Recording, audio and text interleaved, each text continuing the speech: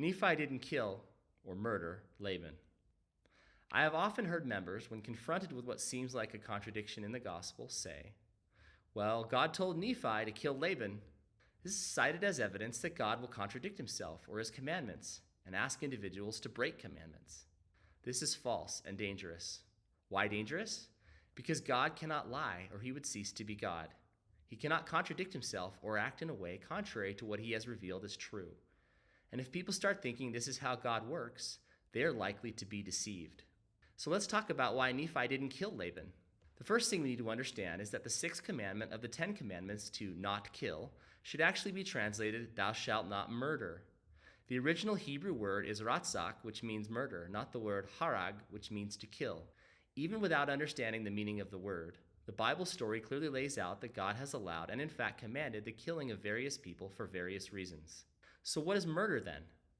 The definition of murder is the unlawful or immoral taking of a human life. The key word here is unlawful. When a murderer is executed by the government for his crimes, we don't say he was murdered for his crimes. We say he was executed, which means to carry out a sentence of death on a legally condemned person. So who has power to legally condemn someone to death? Governments have that power given to them by the people through laws they have enacted. One could argue that governments can make it lawful, but it could also still be immoral because governments and laws can be corrupted. But who is the ultimate moral authority? God, of course. God ultimately has the power to condemn someone to death legally, as well as morally, as the supreme ruler of the universe, and also as the ultimate moral judge of right and wrong.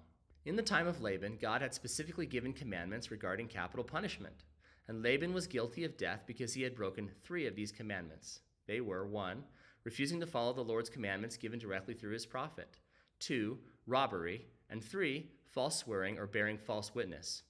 You could also argue there's a 4th option, which is attempted murder, but that's not specifically mentioned in the law. Since the government of Jerusalem was corrupt and about to be destroyed, there was no righteous government official to enforce God's judgment upon Laban. In fact, it appears that Laban himself may have been in charge of law enforcement, or at the very least, part of the ruling class. When a government executes someone for a crime, they use a person or people to do that.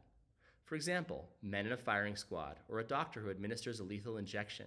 After this is carried out, no one comes back to that doctor or to members of the firing squad and says, "You murdered that man." Everyone knows that even though their actions actually caused the death of the convict, they were really not the ones responsible for their death. They were simply acting as the agent for the higher authority who had the lawful power to execute that person. This is illustrated in the story itself when Laban sends his soldiers to kill Nephi and his brothers. Nephi literally says that Laban tried to kill him. Nephi rightfully placed the blame on the authority who was in charge of the soldiers, not the soldiers themselves. Nephi and his brothers know that Laban is going to be killed, or as they put it, delivered into their hands. When the angel appears to stop Laman and Lemuel from beating Sam and Nephi, the angel specifically says that the Lord will deliver Laban into your hands. Note that the angel doesn't say, God will deliver the plates. It's Laban who must be delivered up or destroyed before they can even consider getting the plates. Nephi specifically compares Laban to the Egyptians during the Exodus, and specifically mentions how they are drowned or killed. Then he says God will destroy Laban,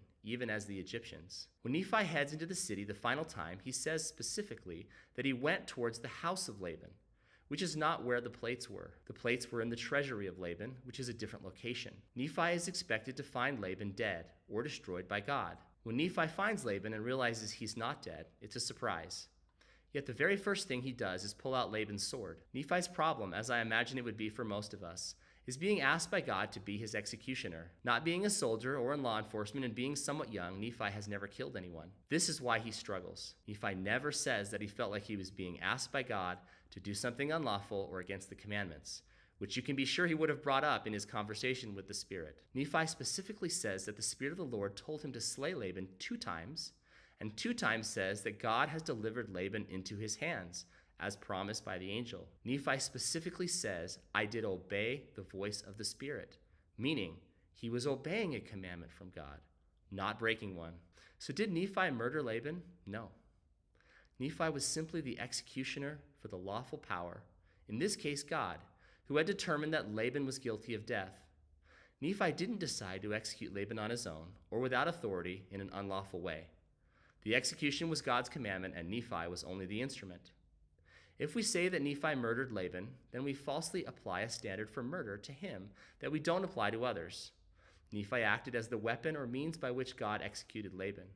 If we say Nephi was the cause of Laban's death, in a way we are assigning responsibility to the tool, not the wielder of the tool. Nephi was the sword in God's hand, but God was wielding him. If we apply this same false standard to Nephi, we could argue that the sword murdered Laban.